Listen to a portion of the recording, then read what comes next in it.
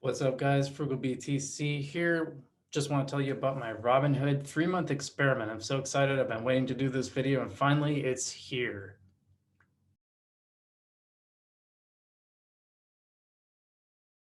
What's up, guys? FrugalBC, or FrugalBTC, as I'm considering changing the channel to. And today I want to talk about my 3-month investment in Robinhood. It's an experiment. I've been looking forward to doing it. And today I want to give you that experiment and the results of that experiment. First, before we get to that, if you can hit the like and subscribe button, really appreciate that. Helps everyone see the channel. I've been doing a lot on investing in crypto, and I want to be able to get that out to more people, and I want to hear from you guys too. So I want to see what you guys think. The more people I get subscribed and hit the like button, the more people will see it. We can have a bigger conversation. So 3 months ago, or about 3 months ago, I was looking into Robinhood, and I decided to try a little experiment. So I'm going to share my screen, and I think it's really, let's see, here we go. And I was really interested in like how would I do versus, a traditional like index fund platform. I've heard a lot about Robinhood. I've heard it's pretty good. And I want to take a little experiment on what happens when you make these investments into individual stocks. So I decided to try it out. So what did I do for 3 months? I each time I got paid, and I get paid twice a week. I used to get paid twice a month, or not twice a week. I get paid every other week, which I used to get paid twice a month, which is different. I'd get paid on the 5th and the 20th of every month, which is kind of weird because you get paid on odd days, and like you never know when you can count on the money. Plus, I got paid with actual checks, which is a pain in the butt because then you gotta send it in. Or first, I had to go to the actual bank. Anyway, that's not really important.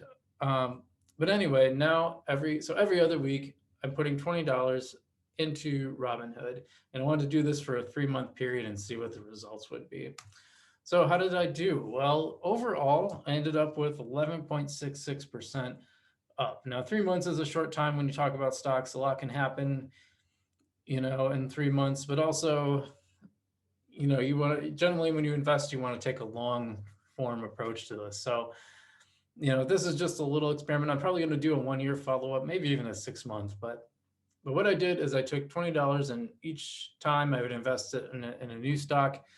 So some of these have two, some might have three, some are only one. So I'm going to go through them. So Netflix, I made a Netflix bet. I thought it would be good. Turned out not to be that great. So my thought process going into this was, well, everyone's sitting around, they're going to be watching a lot of Netflix. They seem to keep growing. So great, put a few bucks into it. Well, it turns out I caught the end of that swing. So it was down 6.27% on the 3-month average. Now, Apple, say what you want about Apple. They're a solid company. They've had solid products for a long time now. Everyone uses them. I do think that their innovation is stifled because they had a lot more innovation during the Steve Jobs era. And I think since he's passed, other than the AirPods, which I do like quite a bit, they really haven't had a lot of innovation. So, but overall, they're still a pretty solid company. They're still making a lot of sales. People still use their products. So that went up 1.47%. So not as much as I would have thought, but it did grow. Coinbase was the one that surprised me. And Coinbase is, one of two companies that IPO'd during my Robinhood experiment. So I thought I'd give it a shot. I use Coinbase for most of my cryptos. I have some other experiments running right now, but I've always been pretty happy with it overall. I think they're a little slow to jump on some of the trends, but maybe that's a good thing. But they're down 4.35%. So I think I bought it the wrong time. I might have missed my good window on that, but that's okay. I think long term they're going to be doing okay. Now, the best performing one that I had was Roblox. Now, Roblox was the other stock that IPO'd during my experiment. And I didn't know a lot about Roblox, but I started hearing more and more about it. So I looked into it. It looked solid. I really like what they're doing with it. I like the ecosystem that they're built. They have a lot of creators that are supporting it. So people really seem to like it, which is cool. Can I move this? No, I can't. I did something else. So that went up 54.95%. that doesn't surprise me, and I'm pretty happy about that. I think that's going to be a good solid stock going forward. Amazon, everyone's using Amazon. I think you can't escape it. It's pretty dominant at this point, and that's gone up 6.23% since I think that was one of the first ones I bought. So the last one, CPRX, which I've been calling Cripix because I don't know, I'm stupid. I don't know. I just think I'm kind of a dork. I think it sounds funny to say it that way, but so this is one of the things I want to point out about Robinhood is that they give you a free stock when you start. And this is the one they gave me. It was worth like, I don't know, $3.13 or something like that when it started. And that one's gone up quite a bit, 50.3%. Obviously, on a stock that's $3.13, that's not a lot. It's probably like $4.50 now. And well, it's nice to see it doing well. And I didn't even pick that one. They just gave it to me. I think it's a pharmaceutical stock. I saw when I looked it up. So, compared to Wealthfront, now this is the whole year. This isn't 3 months. I could probably look that up, but compared to Wealthfront, so I made 12.72% on Wealthfront through, for this year so far. That's pretty good for half a year. I'm not going to complain about that. I personally use Wealthfront. I like it a lot for index stocks. Most of my investments are in Wealthfront. So, I think you should treat Robinhood as sort of a speculative fund side thing. And I think the bulk of in my opinion, I like the bulk of my stuff in index funds. I think playing the market overall, betting on the market's a good idea. Not investment advice, by the way. I forgot that disclaimer earlier. So what do I like about Robinhood? Well, for one thing, the trades are all free. So this is a pretty cool concept. What they do is they sell the data behind the trades, and it's not like personal data. They're not saying, hey, user 1234 likes creamsicle ice cream cones or something, right? This is really like really aggregate data, like 23,000 people did this and whatever. There's a lot of companies that for whom this information is really valuable. So they sell this data and they make their money there, so they don't have to make their money on you. I think that's okay. I'm okay with that. They make it really easy to make trades too. This is something I think is really interesting. It's almost a little too easy, and I will get to that in the next slide. But it's super easy. They gamify it. When you make a trade, you swipe up, and it makes little glittery things like you've won the casino game. Maybe a little too casino-like for my taste, but overall it's cool. It's very easy to do. And pretty good tools for tracking individual stocks plus how your portfolio is doing. Some downsides to Robinhood. Well, like I said, they sell your data, and some people might not like that. I kind of don't care, but others might. And the flip side of what I was saying before is, yeah, they do make it a little too easy and a little too gamified to trade.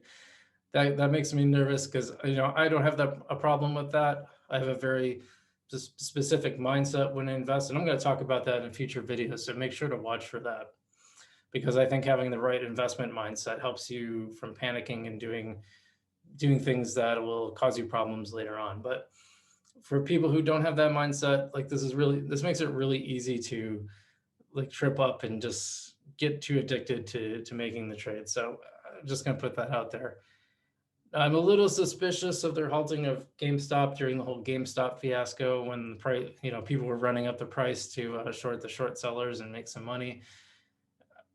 I didn't like that. I think they had a lot of institutional pressure, and I think they gave into that pressure. And I've heard some stuff about how they needed to do that and their explanation of why.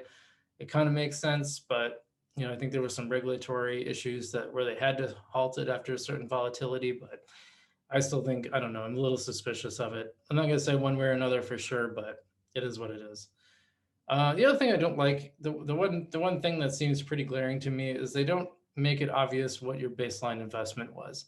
Like, when I go to Wealthfront, when I go to my page, I can see how much I put in, exactly how much I put in. And, there's a little chart showing me how much I've actually put in a baseline. And then my investment amount, my total amount shows up, so I can see the difference between the two. And there's been times in the past where, the current earnings were below what I had put in, so I could tell I was underwater. That didn't last very long. March, it did happen in March, where I lost so much money that I was under my investment. But Robinhood doesn't have that, and that's kind of a bummer. I think that's a mistake. They should really add that in. Maybe there's reasons they don't want to, but it is what it is. Oh, and the one thing I was going to say, you don't use this for crypto. Everything I've read about it, I've seen it. Everything I've read about it, they do have like Bitcoin and Ethereum and a few others on there, but from what I can tell, you can't actually get your money out of crypto. It's really hard to get it out, if not impossible. So everyone's telling you to stay away from it. I'm gonna say that for now. There's so many other platforms you can use for crypto. Just stay away from it for crypto. It's good for everything else.